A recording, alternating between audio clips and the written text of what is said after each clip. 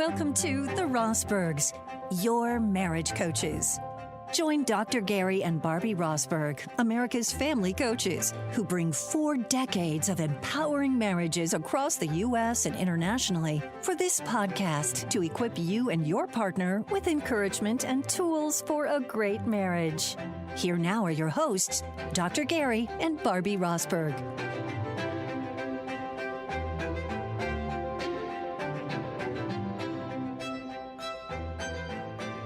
We are the Rosbergs, your marriage coaches, and welcome back to our podcast. And Barbie, we're going to meddle today. And what are we meddling about? Well, we're going to meddle about secrets to the man code. Ooh. And there are times when we're doing conferences and, I'll start going into some man code issues and start, kind of divulging some things. And it reminds me of those old spy movies where you say, if I tell you this and you repeat it, I got to kill you.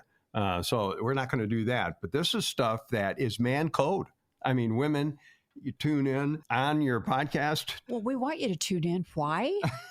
Because these are secrets that a man needs, but he isn't going to tell you. We were together yesterday, and we were in a vendor relationship as clients. And we said something, and the woman behind the counter at the store said, "You mean men really do think that? Or men really do need that?" And we went, "Yep." And she went, "I didn't know that." And we were just buying something, I think, for you, because we're usually buying something Always. for you. And I remember just thinking, okay, that was man code. See, when you tell a woman man code, she cracks the code. She gets inside there. And a lot of women, we are shocked as men, just don't think the way we think. I mean, why does that happen? Well... Yeah, you're speechless. I'm speechless, but I was also thinking about Samson and Delilah. Yeah. And Delilah ultimately, she got a lot of secrets out of Samson. Yeah, she did. And she used a lot of ways of the flesh to get there. But the bottom line is that in marriage, you can go a lot of different ways. But today on the program, you're going to hear a way in many ways that a man needs to share more of himself for the sake of intimacy, emotional intimacy, for connection and bonding in our marriages. And bottom line, Barbie, is we weren't raised in our culture. We weren't trained to experience stuff, to express stuff. I remember like emotions. Yeah, like emotions. I remember, I think I was 5 or 6, because when I was 7, we moved to 234 Douglas Avenue in Waukegan. But when I was 5 or 6, we lived at 315 Gillette. And we had a fence in the backyard. My older brother, who's about 5 years older than me, was hitting baseballs against the back fence. And I was outside with him and just kind of hanging out. And I was just being a little squirt and being ornery. And so I would kind of, lean into him, and he would take a swing, and he kept saying, "Gary, back up. I don't want to hit you in the head or something." And I'd say, "You're not going to hit me. I'm fast. I'm fast." And so he took one swing, cracked me right upside the head, right above my left eyebrow, opened a gash. It started bleeding like crazy. And he said 2 things: don't cry and don't tell mom. So as I'm crying, I run to the house to tell my mom. The very 2 things he said. And what he essentially was saying, Barbie, is don't experience pain and don't express it. Now, my mom had to take me to the hospital, which coincidentally was just down the street. Good when you have boys that you're raising. And had to get some sutures in that eyebrow. But the message, don't cry and don't tell mom, is really don't experience things and don't tell things. Just hold them all in. And that's how most of us as men create the man code. And so those secrets are they're way deep in there. And when they do surface, sometimes women are just shocked, especially if they didn't grow up with brothers or didn't really see masculinity around them. And so what we're going to do is try to help some marriages today, Sure. some relationships, some parenting relationships, and help women understand the heart and the chest and the spirit of a man better. So I would summarize from your story that it's in our culture. You men learn that message, don't feel and maybe don't express emotions, but also within family systems that go from a generation to a generation to generation.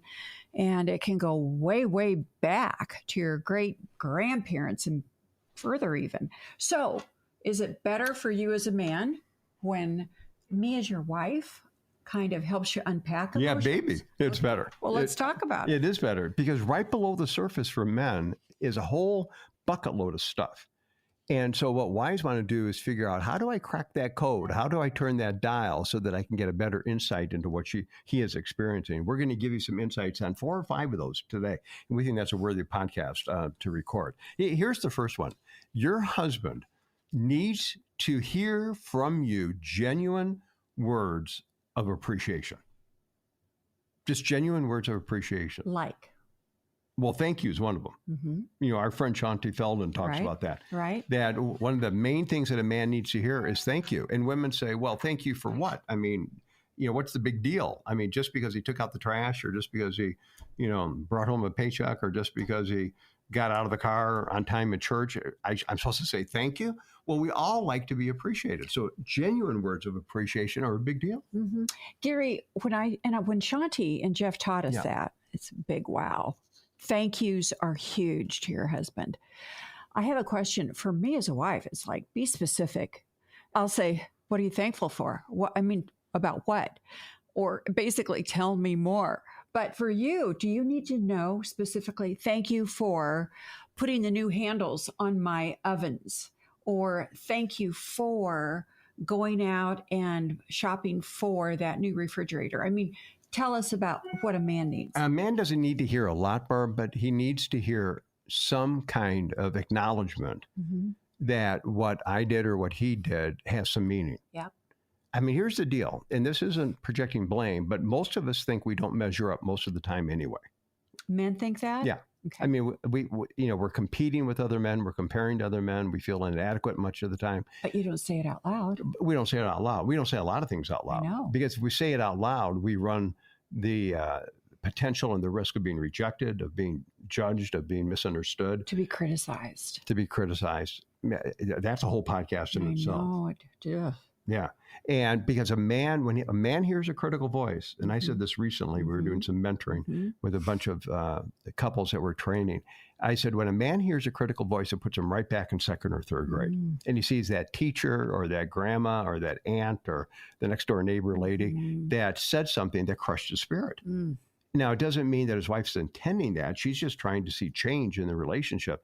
But that doesn't change a man. What changes a man is appreciation, is affirming him in what he's doing right, catching him what he's doing right, expressing it. You don't have to be flowery or say it a zillion times, but if he just hears it, here's what the self-talk for the man is. And this is the secret of a man code right here, is he hears that worked. Maybe I should do that more often.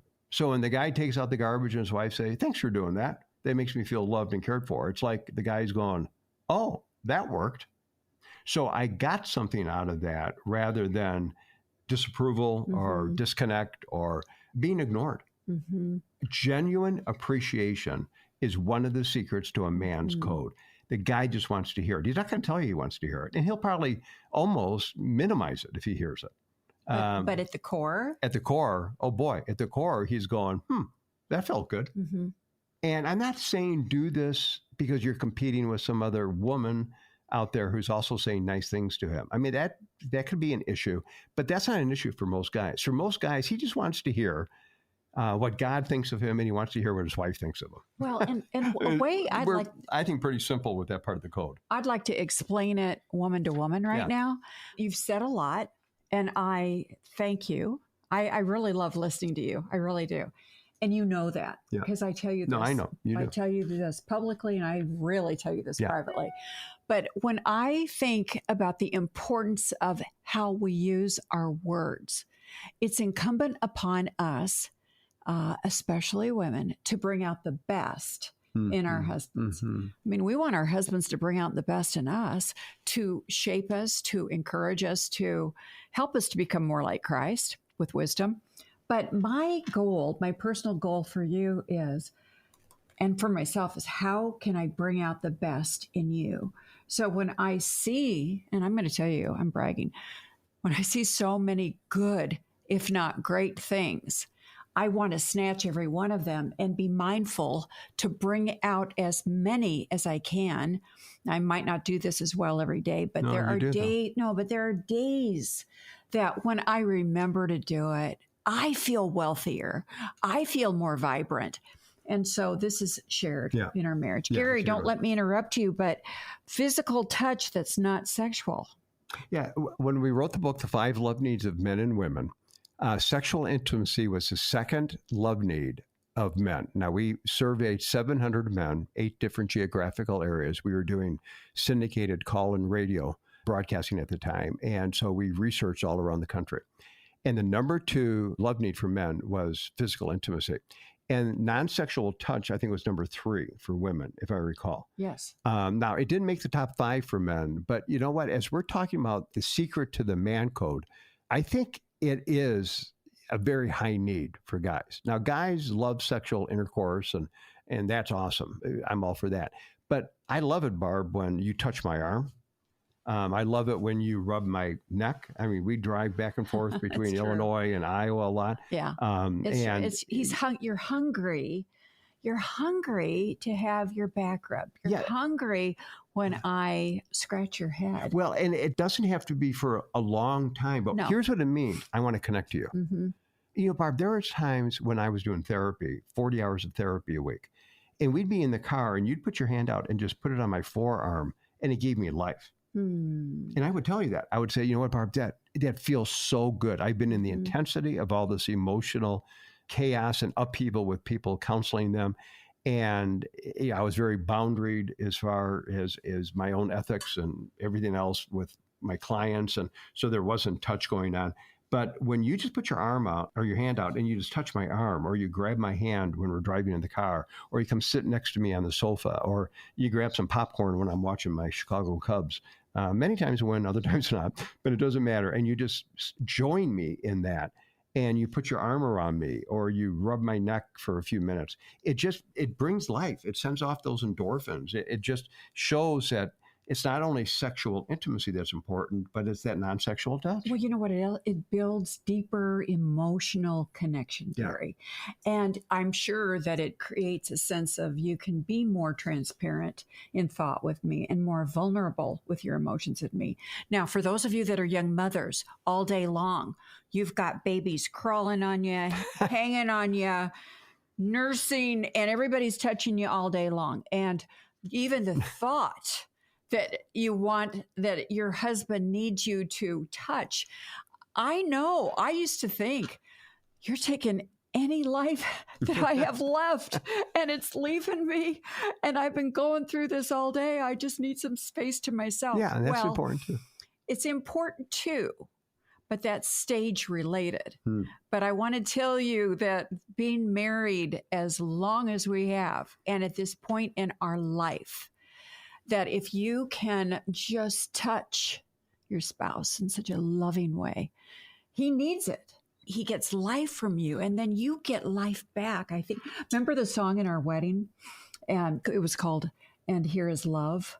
And it was like, it wasn't Peter, Paul, and Mary, but it was kind of like that. But it's like when woman gives her love to man, he gives it back again. And that's what happens when we touch, when we connect, when it is non-sexual.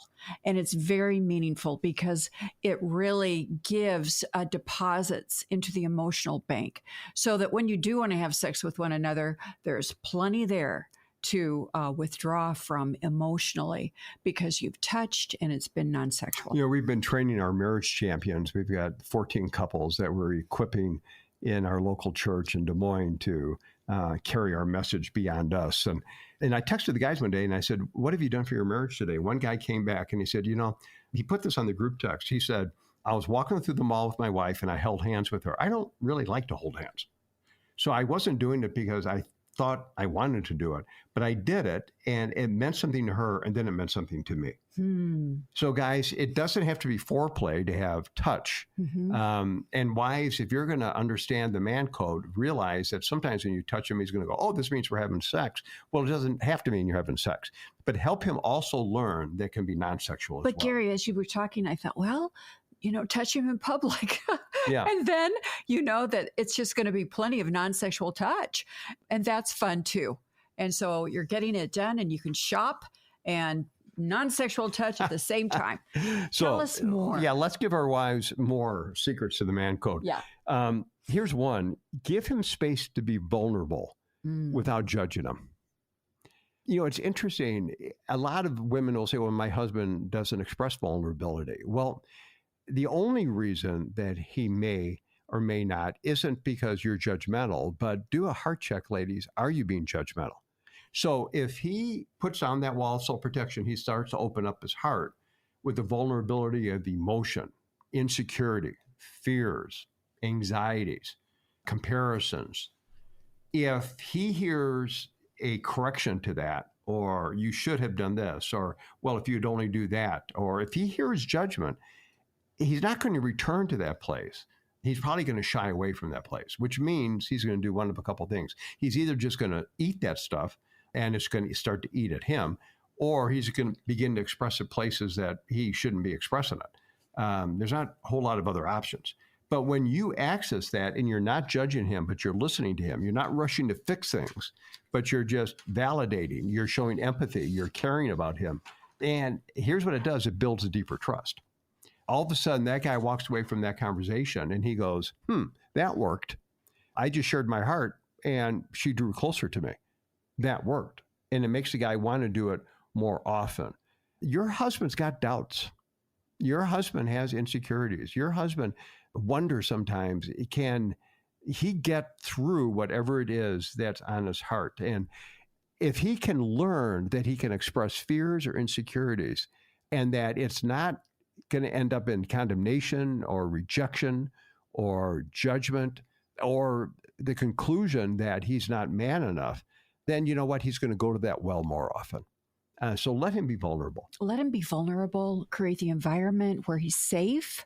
He can trust you, where you're more and more willing to listen and let it be a monologue. A monologue is when one person's talking. Often, I do my best discussion with women. It's a dialogue. We are going back and forth. We interrupt. We understand how. You had one with Linda yesterday. Oh, it was so amazing. One of us starts a sentence, the other one ends it. But the reality is this. I have tried this in marriage. It is not a win. There are times. Because I'm not a woman. No, you're not. And I don't understand why you don't want to play at conversation and play at communication and play like you start and I finish. No. You're a man. When you feel trust and safety, that's when you want to open up, be more open with your heart and cheer. And it's incumbent upon me to keep my mouth closed and not repeat anything I just heard. So when your husband takes you into that deeper level, keep it sealed. Don't tell anyone. Yeah. And you know what, Barb, number 3, which we just talked about, vulnerability, connects to number 4. And number 4 is to encourage him in whatever he sees ahead of him that he wants to take risk and begin to try. What are his aspirations? What are his future desires? Dreams. What's he dreaming about? That was girl talk. I just kind of came Well, in. no, but Sorry. it's right, Barb. I mean, there'll be times, and I think there are times when we're in the car and I start to unpack something and I want to go there. And when it becomes kind of a volleying because you're responding to it, maybe as you would with one of our daughters or, with a girlfriend or something, it erupts, it gets me off track, it makes me kind of forget what I was going to say. And it doesn't take long when a guy gets interrupted a few times to kind of conclude, well, I'm just not going to go there because it's a lot of work to go down below that waterline. And if I'm going to share something that's aspirational or hopeful or there's something that I'm wanting to lean into, I need encouragement. Yeah. Again, when we wrote the 5 love needs of men and women, the number 4 love need for men and actually the number 4 love need for women, it was the same thing. It was encouragement. We need encouragement. And, Barbie, there's nobody that gives more encouragement than Barbie Rosberg. In our marriage. Well, in our marriage, but you give it everywhere you go. Well, thank you. But you're like a bee kind of going around to all the flowers. What do they do? Pollinate. I don't know what they're doing. Kind of, but you just speak into, you bless, you encourage. You do it with our grandkids, you do it with our daughters, our son-in-laws, me, your friends. I watch it. You do it with clerks in a store. Oh, yeah. You speak blessing into them, and encouragement is important. And when a husband, especially a husband who's got depth, and your husband has depth. Yeah. You may be going, well, he's not real creative, or he's not real artistic, or he's not real verbal. That's fine. But you fell in love with him. He's got depth. Yeah, Barb, I was meeting with a couple of guys recently. And one of the guys, he's mechanical, and he's really good at mechanical things. And he was kind of talking, and he said, I'm not real good at book stuff. And I don't know him very well, and he doesn't know, my career path and that we write and all this other stuff. And so I didn't tell him. I didn't need to tell him because I was listening to him. But when I could see there was something in his mind, and he was kind of disqualifying his capacity and his adequacy, and because he's mechanical and he's not real cerebral or not real deep in some emotional connection. And I looked at him and I said, you know what? You are brilliant. And there were only three of us sitting there, and a third guy, and I didn't know these guys very well. And the other guy looked at me and he started to smile. And I looked at the guy that was talking. I said, you are brilliant. You are brilliant with your mind, with your hands. You can fix, the space shuttle with 3 tools and a little bit of duct tape and some wire. And the guy started to laugh. And when he started to laugh, he looked at me and he said, you know what? No one's ever really said that. And I thought, how many guys are out there? They're brilliant, but they're brilliant in the way that God created them. And wives, if you're married to a guy that has his brilliance in the way God created him, he needs to hear your voice say it to him. You need to speak into him.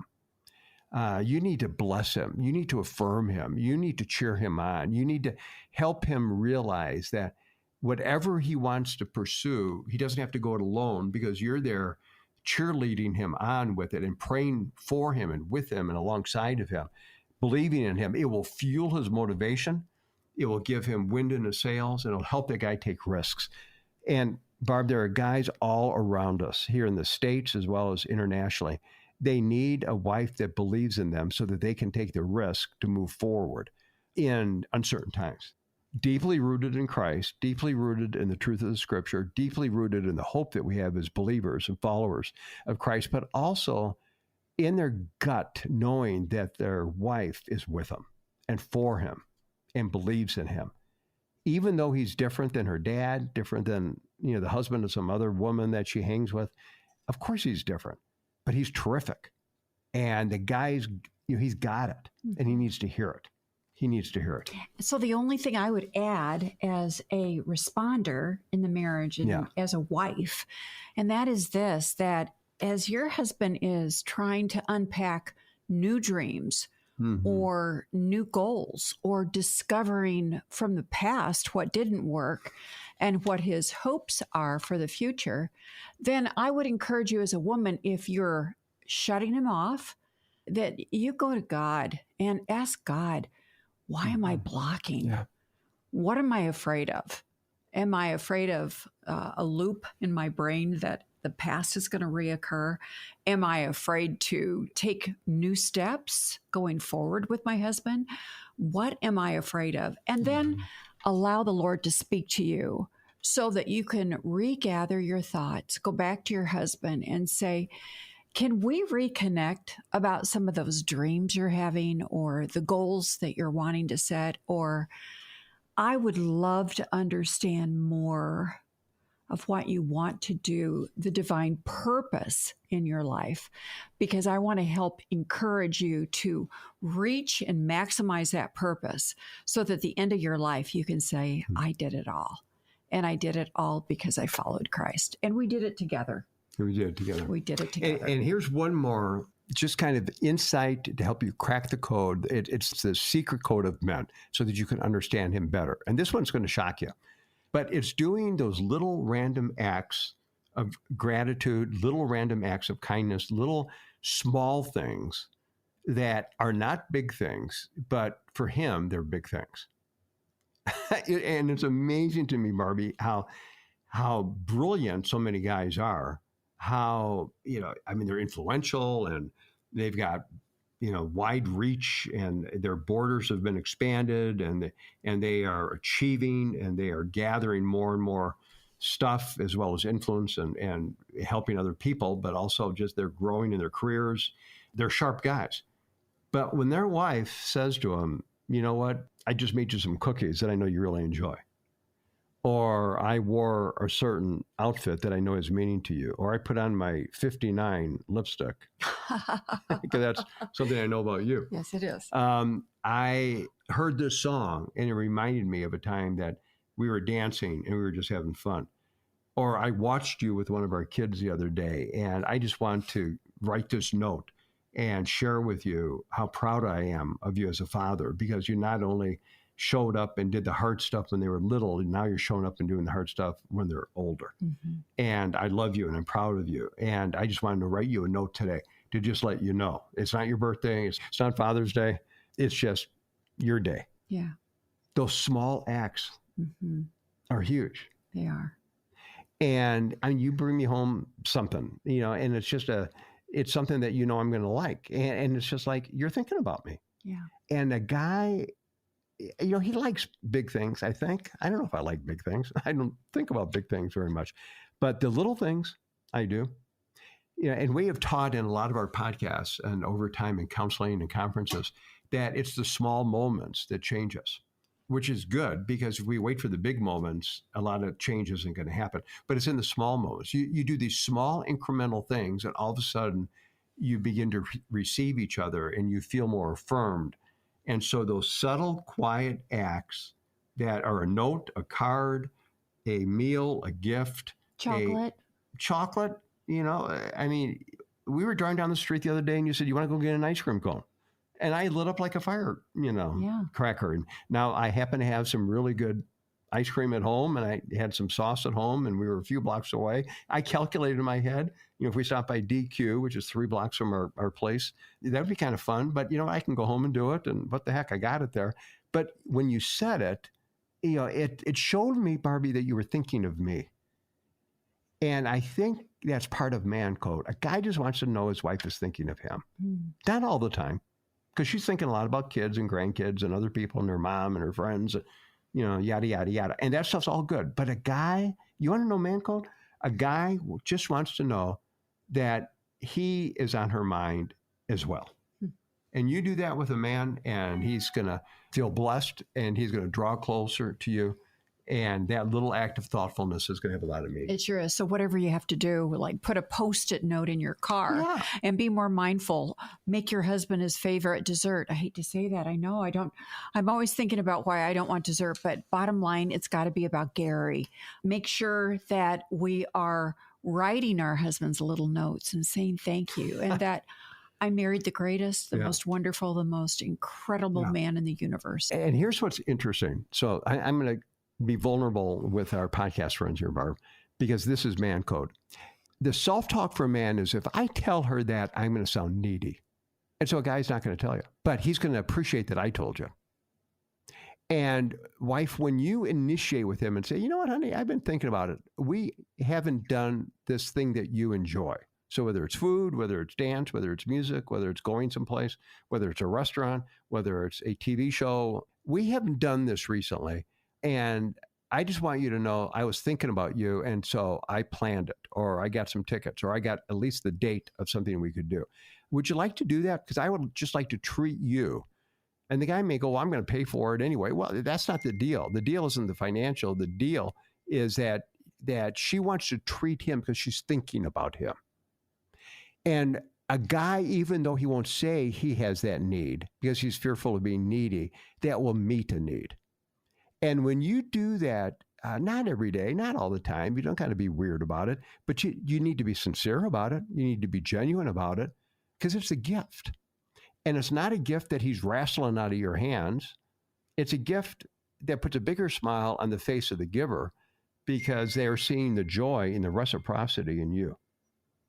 Now, that's man code. That's a secret. Don't tell your husband I told you that, ladies, or he'll tell me that, I've got to go earn my man code again and do something different. But these are things that give you a little bit of insight into this very complex, not necessarily complicated, but men are complex. Women are more apt to have what's on the surface connect to what's going on under the surface and be a little bit more congruent. For some of us as men, there's a bigger gap. And we don't need, maybe this is a whole other thing, but we don't need women outside of our wife knowing that about us. We just need our wife to know it. And that's when you get to a point in your marriage. And you know what, Barbie, we're there at 50 years of marriage where we'll be across a room from each other and give a smile or a wink or a look, and it says 1,000 things and reminds us of all sorts of experiences that were deep and enriching and life-giving and just affirming and encouraging of one another. So those are just some secrets of the man code. And what do you think, Barbie? Well, I think I've really enjoyed it. And every time you open up and share more, I'm quick to be alert to how am I doing? Where can I improve? And God, give me the grace to be open and mindful to apply what I just heard. Yeah. And I pray that for you as well. Yeah. We are Dr. Gary and Barb Rosberg. We are America's family coaches, but we are your marriage coaches. Now, you may be sitting back saying, I got a question. Well, you can call 1-855-ROSBERG, ROSBERG. Go to our websites and the rosberggroup.com and learn more about us and about this podcast. We'd love to have you listen to it, download it, share it, tell everybody you know about it so that other people can also benefit. You know, it's amazing the people that are, now that we've been doing this for a while, coming up to us in all sorts of different places and saying, I'd listen to every one of them. I mean, we were walking into church and a physician said that to you, I think, a female physician, that she's listening to all the podcasts and getting them in her heart, and they're in a younger marriage. And you know what, Barbie, that's encouraging because that's why we're doing this. Mm-hmm. We're wanting to bless other people, and we appreciate you and getting to bless you today. So we'll look forward to seeing you next time on the Rosbergs, Your Marriage Coaches. Hey listeners, make sure to stay up to date with the Rosbergs by subscribing to their show, Your Marriage Coaches, on any major podcast platform such as Apple Podcasts, Spotify, and iHeartRadio. Don't forget to turn on the notification bell so you will get an alert each time a new episode is released. Whatever platform you're listening on, please rate the podcast and leave us a review. Thanks for listening to this episode of The Rosbergs, Your Marriage Coaches, with Dr. Gary and Barbie Rosberg. To find out more, go to americasfamilycoaches.com. Once you're there, you can check out the many resources that they have available, from their many books to their informative video series, 6 Secrets to a Lasting Love. They've got all the tools you need to help you grow deeper in your relationship with your spouse and with God. Go to americasfamilycoaches.com and click on the Resources tab. Also, if you have a marriage question, you can call 855-ROSBERG and leave a message with your question. We may use your question on a future episode. We appreciate your prayers and support for this ministry. Find out how you can come alongside us when you go to americasfamilycoaches.com. Just search the top of the index for the Donate tab. Thank you for listening in today. Be sure to join us next time for another episode of The Rosbergs, Your Marriage Coaches, with Gary and Barbie Rosberg.